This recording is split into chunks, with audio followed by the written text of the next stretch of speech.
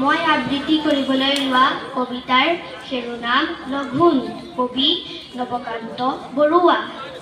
একোকে নেখাওঁ আজি, একেবাৰে ভোক নাই, আছে যদি আধা খেৰ চিৰা দিবা ভাল চাই।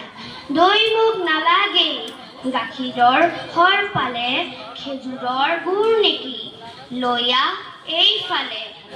নাই যদি মালভোগ জাহাজী কলকেই আন, আৰু একো নালাগে, এই হ'ব জলপান।